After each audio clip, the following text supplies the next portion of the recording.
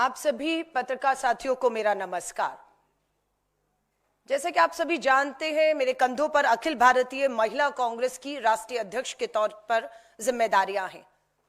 देश के लगभग 28 राज्यों के दौरे एक नहीं, दो नहीं, तीनों बार, अनेकों बार कर चुकी हूं। अभी 10 दिन के दौरे करके मैं कल ही दिल्ली लौटी और खबरें जो देश भर से हमारे सामने, खासतौर से नाबालिग बेटियों के साथ जघन्य अपराध, कोई भी खबर पड़ेगा ये खबरें आपको हिलाकर रख देंगी। नाबालिग बेटियों के साथ भाजपा की डबल इंजन की सरकारों में जो कुछ भी हो रहा है वो बिल्कुल मैं कहूंगी देश के सामने आज रखने की मेरी जिम्मेदारी है, रख भी रही हूं। और ये साबित होता है कि देश में भाजपा की डबल इंजन की सरकारें हमारी बेटियों के लिए एक अभिशाप साबित हो रही हैं। मैं शुरू करती हूं मामला महाराष्ट्र से, जहां पर भाजपा की डबल इंजन की सरकार है। महिला है, सांसद है महाराष्ट्र से भाजपा की, केंद्रीय मंत्री भी हैं। इन्हीं की नाबालिग बेटी के साथ छेड़छाड़ का मामला हमारे सामने आया है। केंद्रीय मंत्री रक्षा खड़से की नाबालिग बेटी और दोस्तों के साथ छेड़खानी होती है। महिला मंत्री को, केंद्रीय मंत्री को खुद जाकर एफआईआर करानी पड़ रही है। और एफआईआर के बाद पता लगता है कि जिन्होंने इस अपराध को किया है वो कोई और ही नहीं, भाजपा के ही पूर्व पार्षद पीयूष मोरे, भाजपा के ही है लड़के। और इनकी तस्वीरें देवेंद्र फडणवीस मुख्यमंत्री जी के साथ, पूर्व मुख्यमंत्री राज्य के उप मुख्यमंत्री के साथ, भाजपा नेताओं के साथ, इन अपराधियों की, जो अपनी ही भाजपा की नेता, केंद्रीय मंत्री की नाबालिग बेटी को छेड़ने में भी एक बार सोचते या डर नहीं आता है, क्योंकि कहीं ना कहीं पार्टी के भीतर ही दिख रहा है कि चल क्या रहा है। सरकार, भाजपा की डबल इंजन की सरकार किसे समर्थन दे रही है, ये अपने आप में बेहद गंभीर मामला है। मुझे लगता है बिल्कुल केंद्रीय मंत्री हैं, महिला हैं, रक्षा खर्च से, अगर इन्हें न्याय नहीं मिलता तो उन्हें प्रोटेस्ट के तहत इस्तीफा देकर सरकार से बाहर आकर बेटी अपनी ही नहीं, दूसरी बेटियों जिनका जिक्र मैं करने वाली हूं, उनकी लड़ाई को लड़ना होगा। 8 मार्च को, आज से ठीक 3 दिन के बाद, अंतर्राष्ट्रीय महिला दिवस, महिला सम्मान समारोह होंगे। लेकिन इन बेटियों के साथ जो अपराध हो रहा है, इस पे आप पर्दा कैसे डालेंगे, इसे आप कैसे सेलिब्रेट कर सकते हैं या करेंगे, ये सवाल मैं पूछने के लिए हूं। महाराष्ट्र ही राज्य मैंने डबल इंजन का लिया तो पहला वाक्य आपका सामने, और दूसरा, पुणे में चाकू की नोक पर 19 साल की लड़की से गैंग रेप का वीडियो बनाया गया और वायरल किया गया, और न्याय नहीं है। यह महाराष्ट्र के पुणे की घटना है। गैंग रेप 19 साल की बच्ची के साथ, और वीडियो बनाया गया, कोई कार्रवाई नहीं है। आइए दूसरा राज्य, भाजपा शासित देश के प्रधानमंत्री के गुजरात राज्य लेकर चलती हूं। गुजरात में पिछले 9 साल में हमने पता किया 17,000 मामले, बेटियों से जुड़े मामले, बलात्कार, छेड़खानी, अपहरण के मामले, 17,000 मामले गुजरात राज्य में है। ये बेटी बचाओ का नारा देश के प्रधानमंत्री देते हैं अपने ही राज्य में। 17,000 बेटियां न्याय मांग रही हैं प्रधानमंत्री जी। ये मात्र गुजरात की बेटियों की बात कर रही हूं। और अगर हम देखें तो हर महीने 200 बेटियां थाने न्याय के लिए पहुंच रही हैं और इन्हें कोई न्याय नहीं। यहां पर भी न्याय क्यों नहीं महाराष्ट्र की तरह, यह सच्चाई सामने है। लाई हूं, पढ़िए। हिंदुस्तान अखबार की खबर, हेडलाइन है, बीजेपी के, गुजरात के बीजेपी के विधायक, सिटिंग आज का विधायक है, पूर्व मंत्री था इसी सरकार में भाजपा की और आज विधायक है, नाम है गजेंद्र सिंह परमार। बीजेपी के विधायक पर दलित महिला के साथ दुष्कर्म की एफआईआर नहीं होती और हाईकोर्ट ने फटकार लगाई। हाईकोर्ट ने पुलिस को बुलाया और हाईकोर्ट के आदेश के बाद भाजपा के सिटिंग विधायक गजेंद्र सिंह परमार के खिलाफ एक दलित महिला के बलात्कार की एफआईआर होती है। ये साफ दिखाता है कि भाजपा की डबल इंजन की सरकार बेटियों के खिलाफ एफआईआर या न्याय दिलाना, उनके मामलों में उनके साथ नहीं, पूरी तरह अपराधियों के साथ खड़ी है। इसलिए बेटियों को अदालत के चक्कर काट के, अदालत से आदेश लेकर एफआईआर तक जो प्रधानमंत्री जी कहते हैं नए कानून आ गए हैं, अब एफआईआर घर बैठे बैठे होंगी, ये पहले भी था। लेकिन सच ये है कि हाईकोर्ट के चक्कर लगा के, हाईकोर्ट की फटकार के बाद भाजपा के विधायक के खिलाफ एफआईआर हुई है। कार्रवाई होगी या नहीं होगी इसकी कोई गारंटी नहीं है, क्योंकि इस तरह का मामला पहले भी हरियाणा का अगर मैं बात करूं, साक्षी मलिक, विनेश फोगाट के खिलाफ भी भाजपा के पूर्व सांसद ब्रजभूषण शरण ने अपराध किया। दिल्ली पुलिस की हिम्मत नहीं हुई, हरियाणा पुलिस की, भाजपा की डबल इंजन सरकार में हिम्मत नहीं हुई एफआईआर की। सुप्रीम कोर्ट के आदेश के बाद एफआईआर होती है ब्रजभूषण तब के सांसद के खिलाफ, लेकिन आज तक कोई कार्रवाई, कोई न्याय, कोई पूछताछ नहीं हुई है। हरियाणा ये तीसरा भाजपा शासित राज्य, गुजरात महाराष्ट्र के बाद हरियाणा भाजपा का। हरियाणा में यूनिवर्सिटी की छात्रा से 5 साल तक दुष्कर्म होता है। हॉस्टल वार्डन के पति पर आरोप, बेटे से छेड़छाड़। 5 साल से हमारी बेटियां जो हॉस्टल में पढ़ रही हैं, बलात्कार हो रहे हैं, शिकायतें हो रही हैं। सरकार क्यों मूकदर्शक बनकर इन हॉस्टल में इस तरह के अपराध को 5 साल तक या आज तक न्याय न दिलाकर पनपने दे रही है? कहीं इसके भी तार हरियाणा के भाजपा नेताओं के साथ तो नहीं जुड़े हुए? हमारा सीधा आरोप है। यह तीसरा भाजपा का डबल इंजन की सरकार। चौथा राज्य मैं आपको ले जा रही हूं, मध्य प्रदेश में। मध्य प्रदेश में हिला देने वाली खबर है। नाबालिग बेटियों के साथ दुष्कर्म होता है। 3 नाबालिग बेटियों के साथ मध्य प्रदेश के टीकमगढ़ में अपराध होता है, जिसमें से 5 साल की बच्ची भी है। इन 3 बच्चियों में मात्र 5 साल की, मध्य प्रदेश के टीकमगढ़ में 5 साल की बच्ची के साथ भी अपराध हुआ है, जो बुरी तरह से घायल है, खून में लथपथ, हॉस्पिटल में इलाज चल रहा है। बच्ची की उम्र 5 साल है। और इसमें जो दूसरी नाबालिग बेटी है, जिसकी उम्र, जबलपुर का यह मामला है, 14 साल है, उसने आत्महत्या कर ली है। मात्र 14 साल की बच्ची, जघन्य अपराध, दुष्कर्म, सामूहिक बलात्कार। वो बच्ची के साथ बलात्कार हुआ, उसके बाद बच्ची किसकी निगरानी में थी या किसकी निगरानी में होनी चाहिए? कैसे उस 14 साल की बच्ची ने आत्महत्या कर ली?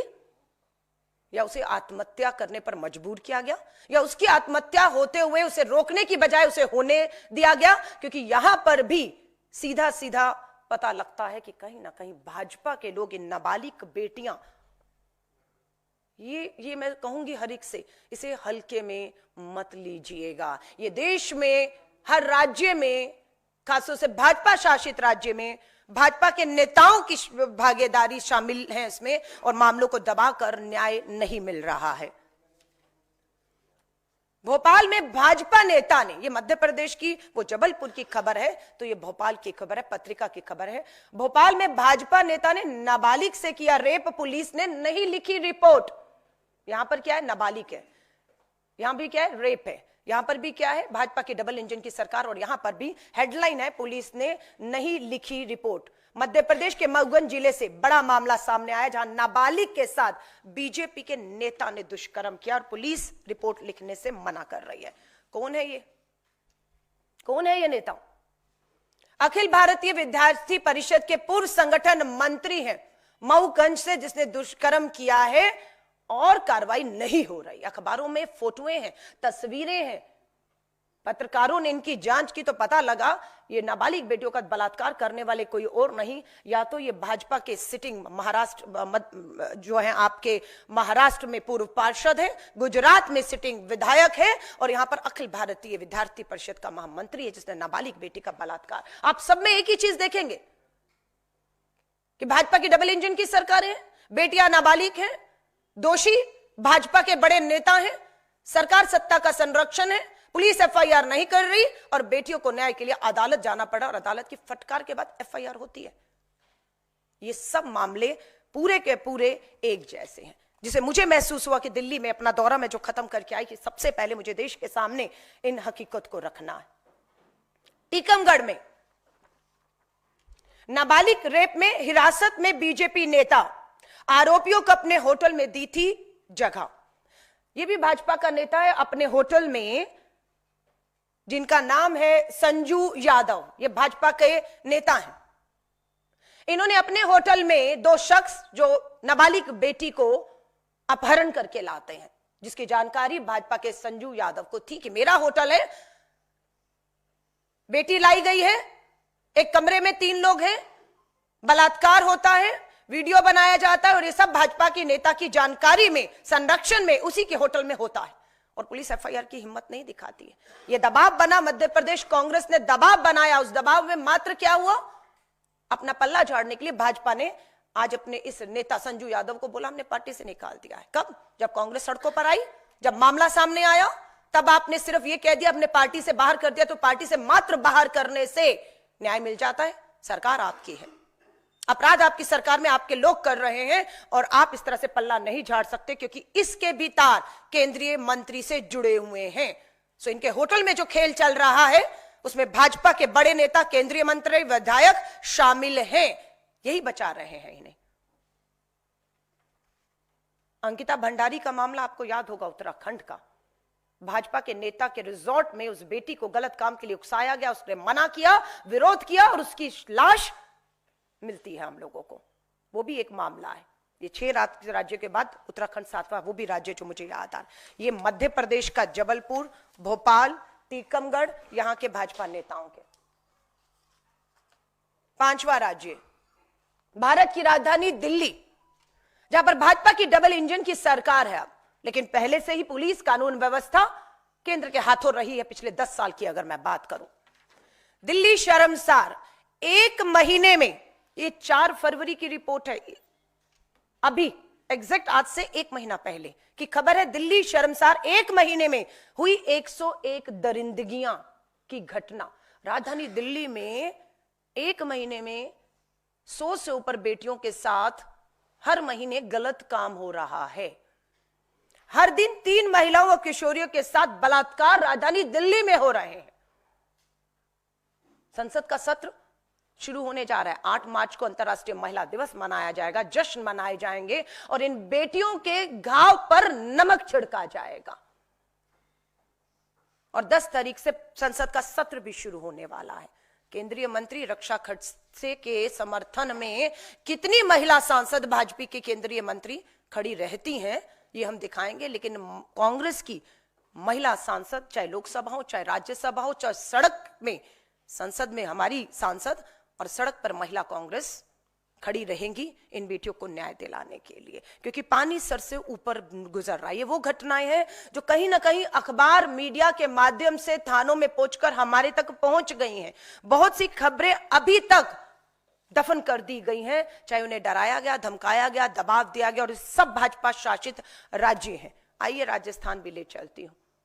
प्रधानमंत्री जी आप गए थे राजस्थान के विधानसभा चुनाव में और महिलाओं की, बेटियों की सुरक्षा को बड़ा मुद्दा बनाया था। 6 माह में महिला उत्पीड़न के राजस्थान में दर्ज हुए 20,000 मामले। 6 महीने 20,000 बेटियां। आपके लिए मामले हो सकते हैं, हमारे लिए वो 20,000 बेटियां हैं हमारी।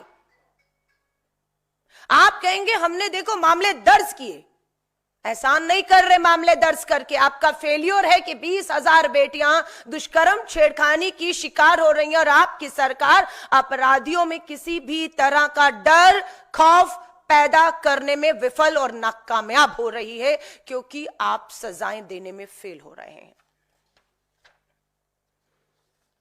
राजस्थान पत्रिका 6 माह में महिला उत्पीड़न के राजस्थान में 20,000 महिलाओं के साथ छेड़खानी। मोदी शाह अब चुप क्यों हैं? आइए एक और आपको दिखाती हूं। यह आसान नहीं है मेरे लिए दिखाना। महिला हूं, मां हूं और बेटी की उम्र यहां पर मात्र 4 साल है। खबर हेडलाइन है, राजस्थान बच्ची के साथ 4 साल की बच्ची के साथ दुष्कर्म किया गया। छाती पर ब्लड से, बेटी की छाती पर ब्लड से आई लव यू लिखा दरिंदे ने। इसके बाद भी खौफ नहीं, डर नहीं, सजाएं नहीं। मुझे लगता है कि जितना दोष, जितनी कड़ी सजाएं हम इन अपराधियों के लिए मांग रहे हैं, उतनी ही बड़ी दोषी, गुनाहगार और सजा जो जिम्मेदार हैं इन अपराधों को रोकने में और नहीं हो रहे हैं, उन्हें भी उतनी ही बड़ी सजा मिलनी चाहिए। चाहे वो कोई भी मंत्री है, विधायक है, पुलिस है, प्रशासन है, अगर उनका फेल्यूर है तो उन्हें भी अपने पद से, अपनी नौकरी से, अपनी जिम्मेदारी से तुरंत मुक्त करना चाहिए और उन्हें सजा मिलनी चाहिए, क्योंकि उनके फेल्यूर की वजह से ये घटनाएं जो हैं पूरे देश भर में। मैं भी बिहार राज्य का दौरा 7 दिन बिहार का दौरा कर कर आई हूं। बिहार में भी हालत बहुत बेहतर इन राज्यों से नहीं है, लेकिन भाजपा के डबल इंजन की सरकारों में इतना दबाव पुलिस प्रशासन पर है, इवन मीडिया के दबाव के बावजूद आप सोचिए कि खबरें नहीं बाहर निकलें, दबाने की कोशिश के बावजूद मैं देखती हूं फिर भी हर अखबार भाजपा शासित इन राज्यों की इन महिलाओं, नाबालिग बेटियों के बलात्कार, हत्या, अपराध, 14 साल की बच्ची का आत्महत्या का मामला, सिर्फ सबूत नष्ट करने हैं, दोषियों को बचाना है। अखिल भारतीय महिला कांग्रेस ने ठाना है कि हम इसे हल्के में कतई नहीं लेंगे। 10 मार्च से संसद का सत्र शुरू हो रहा है। देश के प्रधानमंत्री जी बेटी बचाओ के नारों से संसद की दीवारें अंदर और बाहर गूंजने वाली हैं। हम आपको आराम और चैन से नहीं बैठने देंगे। आपकी सरकार की, केंद्र सरकार हो, भाजपा शासित डबल इंजन की सरकारों की जिम्मेदारी, जवाबदेही हम तय करेंगे। हम पूछेंगे आपसे कि क्यों इस देश में खौफ और डर अपराधियों में नहीं कम हो रहा है, क्यों आपके नेता इन्हें समर्थन दे रहे हैं और आप बेटी बचाने की बजाय इन अपराधियों को और अपने नेता जो इसमें शामिल है उसे बचाने का प्रयास पिछले 10 सालों से कर रहे हैं, और हद से बदतर हालात हमारी इस बेटियों के लिए हो रहे हैं। बिल्कुल इस संसद सत्र में बेटियों की सुरक्षा का मुद्दा सबसे प्रथम रहेगा, लेकिन दूसरा मुद्दा महिला आरक्षण कानून। लंबे एक संघर्ष के बाद पास तो हो गया, कानून तो आ गया, पर लागू नहीं हो रहा है। हम केंद्र की भाजपा सरकार पर पूरी तरह से इस पूरे संसद सत्र के दौरान दबाव बनाने वाले हैं कि 33% महिला आरक्षण कानून को तुरंत आज और अभी संसद सत्र में चर्चा करके लागू करने पर जो है विचार किया जाए। अगर नियत होगी तो मुझे पूरा विश्वास है, अभी 6 महीने बिहार चुनावों में है, 243 सीटों पर चुनाव है बिहार की विधानसभा में इसी साल अक्टूबर नवंबर में। अगर नियत होगी तो आरक्षण जो पास है वो लागू भी होगा, और बिहार पहला ऐसा राज्य हो सकता है जहां पर महिला आरक्षण के तहत विधानसभा चुनाव भी हो। लेकिन सरकार की पूरी कोई नियत नहीं लग रही, और मुझे लगता है कि जब देश की विधानसभाओं में, देश की लोकसभा में इस आरक्षण के लागू होने के बाद हमारी आधी आबादी जब सदन में पहुंच जाएगी, तब इन्हें भी ये जो आधी आबादी को न्याय नहीं मिल रहा है, मुझे पूरा भरोसा है जब ये आधी आबादी सदन में पहुंचेगी तो इस आधी आबादी को खासतौर से, जिसमें हमारी नाबालिग बेटियां 4 और 5 साल की, 14 साल की शामिल हैं, उन्हें न्याय तब मिल पाएगा। क्योंकि सच तो यह कि अब न्याय नहीं मिल पा रहा है, क्योंकि महिलाओं की भागीदारी विधानसभा और लोकसभाओं में ना के बराबर है, और जो आवाजें हैं वो सुनाई नहीं दे रही हैं, वो नाकाफी है। इसलिए इन दोनों चीजों को लेकर महिला सुरक्षा प्रथम पर रहेगा, और आरक्षण को लेकर अखिल भारतीय महिला कांग्रेस पूरे देश के हर राज्य की, हर राजधानी, हर जिले में पूरे इस संसद सत्र के दौरान अपना रोष प्रदर्शन, हमारी मांग आरक्षण लागू करना, बेटियों को सुरक्षा, बेटी बचाओ के नारे के तहत हम पूरे इस आंदोलन को उठाएंगे। और मैं आप मीडिया पत्रकार साथियों को कहूंगी, मुझे मालूम है देश में बहुत सी ब्रेकिंग न्यूज, टीआरपी और जिस तरह के टीवी में देखा जा रहा है, आपस में लड़वा कर, झड़वा कर, किस तरह की भाषा, किन लोगों को कहा जा रहा है, देश मुद्दे क्या हैं और क्या 24 घंटे टीवी पे दिखाया जा रहा है। ये सच्चाई जिम्मेदारी बनती है कि हालात बद से बदतर हो रहे हैं, आधी आबादी का जीना मुश्किल हो रहा है। प्लीज मैं आपसे हाथ जोड़कर कहूंगी इसकी संवेदनशीलता इन मामलों की, क्योंकि राष्ट्रीय अध्यक्ष बने हुए मुझे 1 साल का समय हुआ, और 1 साल में मैंने देश के दौरे किया, और अभी 10 दिन के दौरे करके लौटी हूं, बैठा नहीं गया, और आपके सामने इस संवेदनशील मामले को, बेटियों से, आधी आबादी से जुड़े मामलों को लेकर आपसे भी हाथ जोड़कर मीडिया से गुहार करूंगी, बनिए इनकी आवाज, लाइए अपने मुद्दों को, जो हाशिए पर ये मुद्दे हैं, इन्हें भी केंद्र में लाकर प्राथमिकताओं में अपनी, मैं मीडिया से हाथ जोड़कर कहूंगी, शामिल करिए, क्योंकि हालात बद से बदतर हैं। धन्यवाद। आप साथियों का कोई सवाल हो इससे संबंधित, उनका स्वागत है। आप ये जो संसद में आंदोलन छेड़ने वाली, संसद में और बाहर, मैं राजीव हितवाद से, ये जो आप 10 तारीख को जो सेशन ब्रेक के बाद शुरू होगा वापस बजट सेशन, तो क्या इसमें आपके जो एमवीए के साथी हैं महाराष्ट्र के, जैसे रक्षा खड़से जो मंत्री हैं, उनकी बेटी का मामला भी है, तो क्या उनके साथ कोऑर्डिनेशन के लिए कोई पहल आप करेंगे? और इंडिया के जो आपके पार्टनर हैं अदरवाइज भी पूरे देश में? देखिए, मैं ये कहूंगी, देश की आधी आबादी बेटियों का मामला है। बेटियां भाजपा शासित राज्यों की हो, बेटियां कांग्रेस शासित राज्यों की हो, बेटियां हमारे गठबंधन के राज्यों की, बेटियां बेटियां हैं। इस आधी आबादी को सुरक्षा उसका संवैधानिक हक और अधिकार है, मौलिक अधिकार है, उसे मिलना है।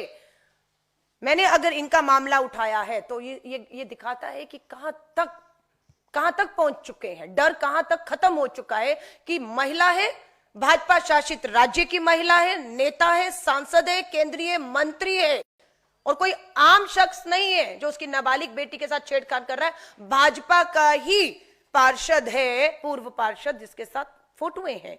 तो मामला तो यहां तक पहुंच चुका है।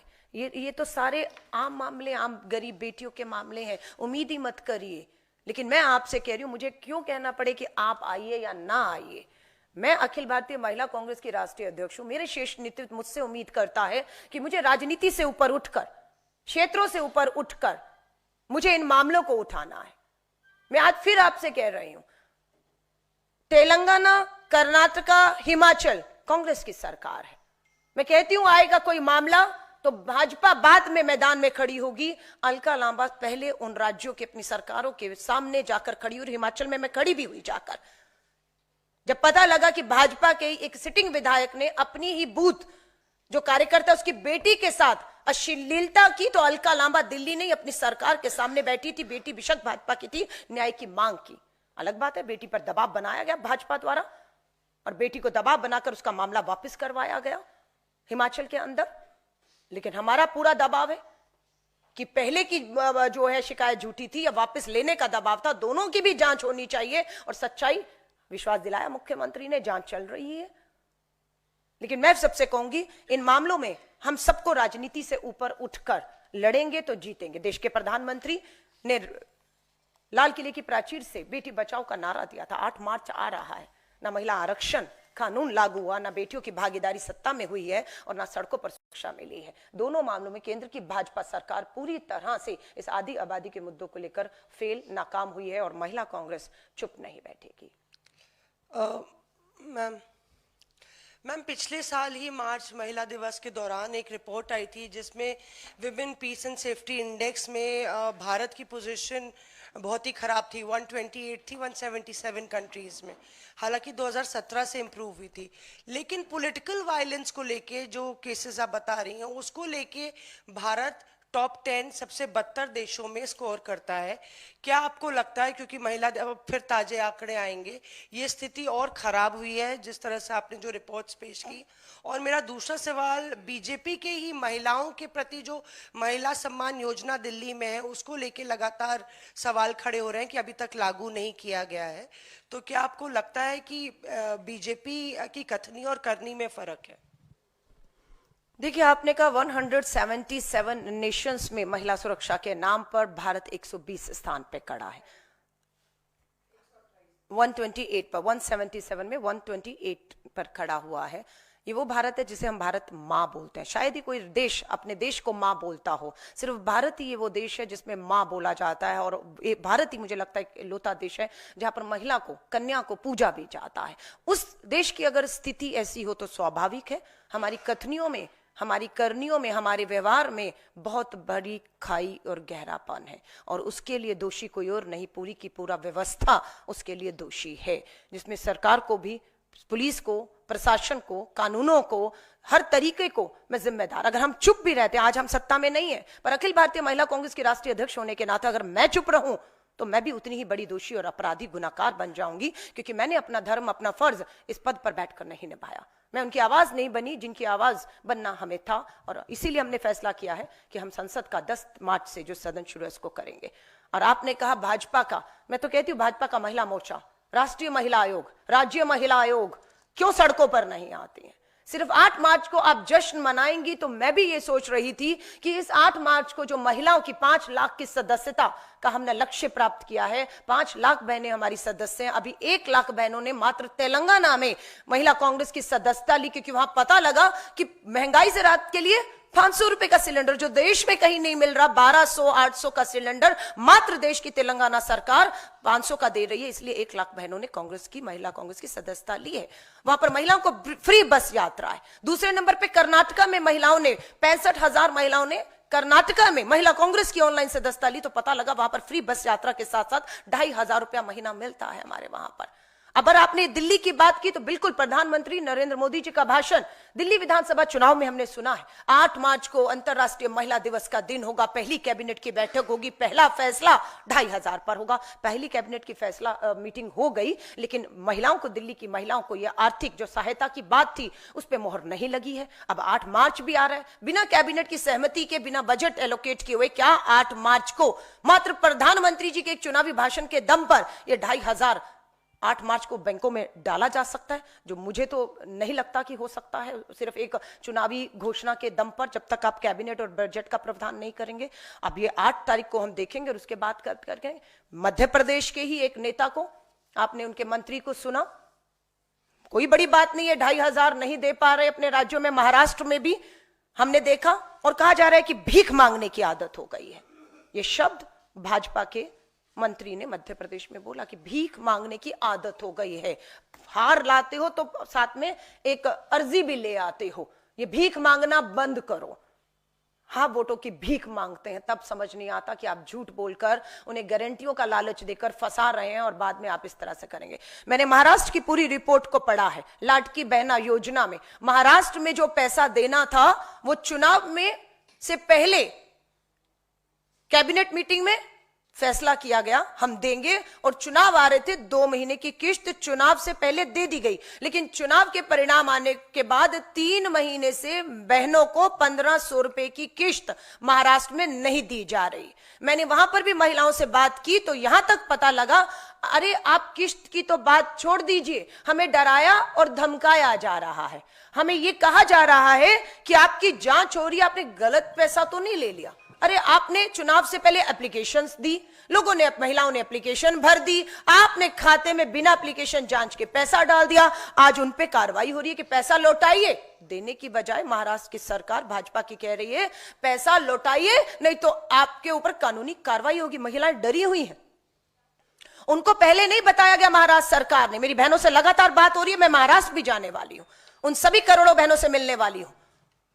पहले नहीं बताया गया था जब फॉर्म भराया गया कि आपकी सालाना इनकम 2 लाख से ऊपर हुई तो नहीं मिलेगा, नहीं बताया गया। महिलाओं ने भर दिया, आपने बिना जांच के उनकी एप्लीकेशन स्वीकार भी की, पैसा भी आप ही ने डाला। ये नहीं कहा गया था कि आपके पास 4 व्हीलर जो है वो होगा तो आपको नहीं मिलेगा। सेकेंड हैंड गाड़ी 60-70 हजार रुपए की मारुति किसी ने खरीदी हुई है, 4 व्हीलर है उसके पास, उस महिला ने भी भर दिया है। अब उसमें कि पुरानी कोई योजना का लाभ तो नहीं ले रहे सरकारी, अब उसने कहा मेरे घर तो राशन आ रहा है। अब ये सरकारी योजना में है या नहीं है?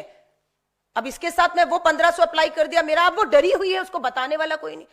तो ये जो खेल चल रहा है कि पहले वोट से पहले आप लाडकी बहना, महिला, बेटी सब पर बात करेंगे और चुनाव वोट जीतने के बाद आप उन महिलाओं को डराएंगे, धमकाएंगे, पैसा वापस ना देने पर कानूनी कार्रवाई करेंगे। ये महाराष्ट्र में हो रहा है और हाँ, महिला कांग्रेस इसे छोड़ेगी नहीं। उसके लिए अलका लांबा, महिला कांग्रेस राष्ट्रीय अध्यक्ष, कांग्रेस को, मेरी महिला कांग्रेस की 5 लाख देश में सदस्यों को कोई भी कीमत चुकानी होगी, हम उस कीमत को चुकाने के लिए तैयार हैं। लेकिन इस लड़ाई को हम सदन से लेकर सड़क तक पूरी ताकत, पूरी मजबूती के साथ, बिना रुके, बिना डरे, आपकी जेल की सलाखों के पीछे भी मत डालिए मुकदमे। अभी हमने एक प्रोटेस्ट किया था जंतर मंतर पर, सुरक्षा, आरक्षण और महंगाई को लेकर। हमारी कितनी बहनों पर एफआईआर हुई, रोज थाने बुलाया जाता है, मामले कोर्ट में डाल दिए गए, वकील देने पड़ रहे हैं, लेकिन हम डरने वाले नहीं हैं। हम भी ये देखेंगे कि कितने मामले आप हम पर दर्ज करते हैं। 5 लाख की 5 लाख सदस्य बहनों पर भी मामला दर्ज होता है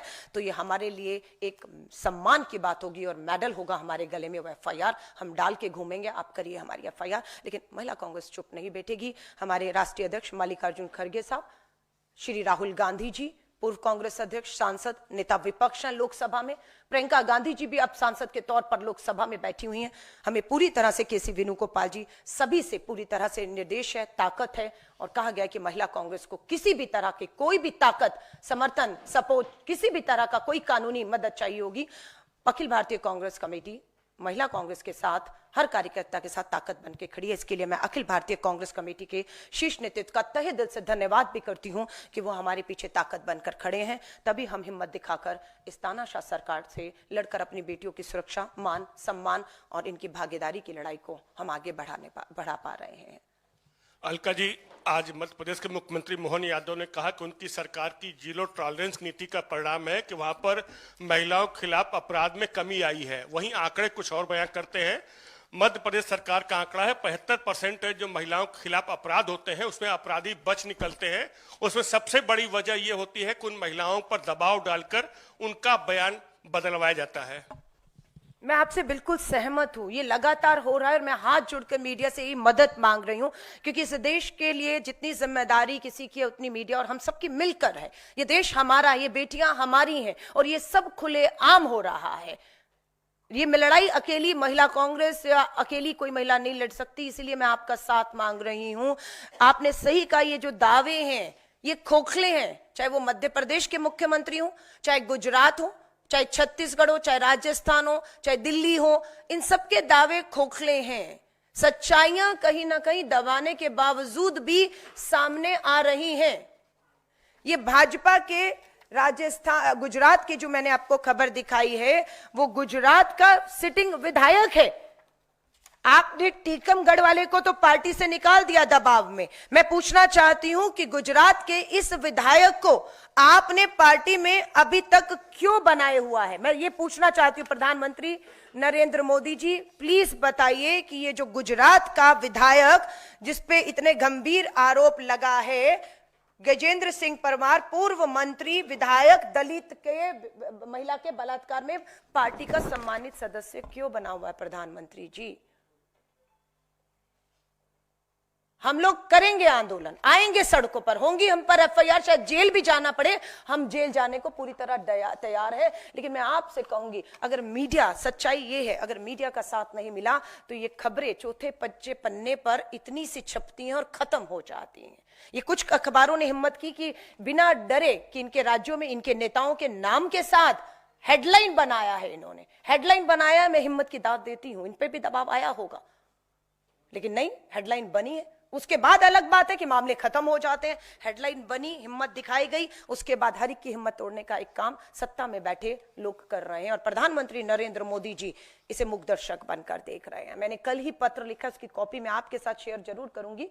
मैंने देश की महामहिम राष्ट्रपति द्रौपदी मुर्मू जी से भी कल लिखित में दोबारा से, मुझे 1 साल अध्यक्ष हो गया बने हुए, पिछले 8 मार्च और इस 8 मार्च को अंतर्राष्ट्रीय महिला दिवस, आदि आबादी को उनका समय समर्पित होना चाहिए। हर एक क्षेत्र की महिला को जो उनसे मिलना चाहती है, राष्ट्रपति जी से निवेदन करूंगी हाथ जोड़कर, दरवाजे खोल दीजिए अपने राष्ट्रपति भवन के, कि आज का दिन आदि आबादी को कम से कम 8 मार्च का दिन समर्पित कर दीजिए कि आप सिर्फ महिलाओं से मिलेंगी और उस हर महिला से मिलेंगी जो आपके दरवाजे पर न्याय की गुहार लेकर आ रहा है। मैंने भी लिखित में समय मांगा है कि ये सारी चीजों को लेकर संसद का सत्र 10 मार्च को शुरू होगा। महामहिम जी, राष्ट्रपति जी, आप हमें समय दीजिए, हम आपसे बंद कमरे में 5 लोग बैठकर बात करना चाहते हैं।